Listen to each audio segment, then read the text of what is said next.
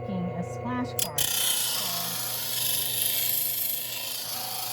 to help control splashes and aerosol. You know, the aerosol, I'm waiting to get the aerosol terminator, but at least this will help with splashes. And I'm going to see that will work, rounding off the corner a little bit, all these corners, so that it's not cutting somebody.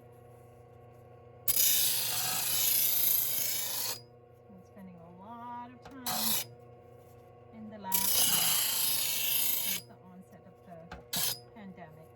So let's see how this is going to work. Then I'm going to make 4 holes. I'm going to do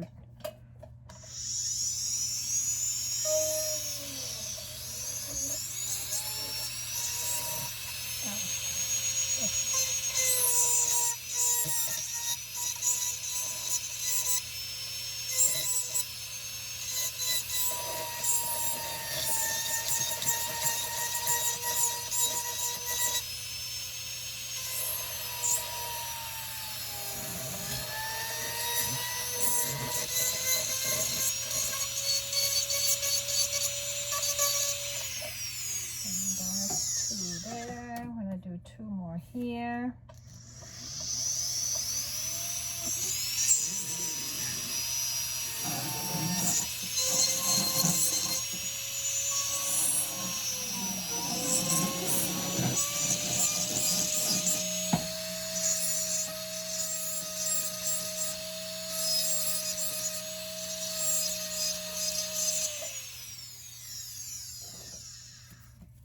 So let's see.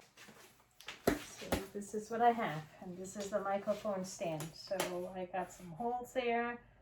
I'm just gonna go get some wires, a couple of wires. Be right back. Right now I'm just gonna use zip ties just because I don't have, I have to go look for the wire, and then we can just, once I have the wire, I can just change that after each patient so we can disinfect it. Let's take a look. Or you can leave it and use the disinfect it with the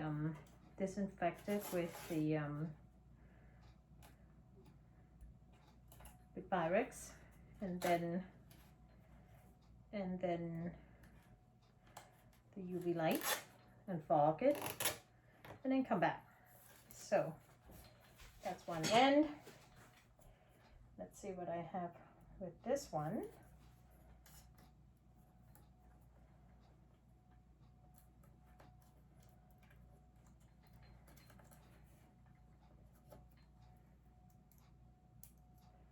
I'll just get a wire.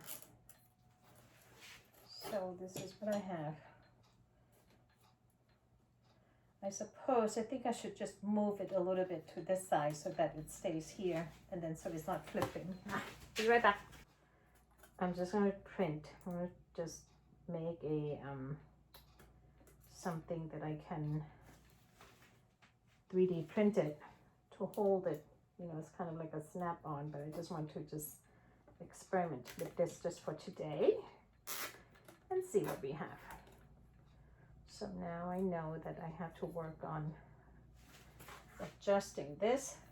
So maybe this will give me a better control. So something like that.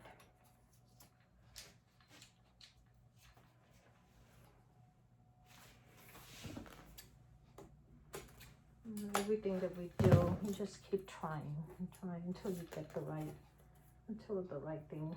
Until you have the right thing. So maybe it's better to just do it this way. Then I can still see. So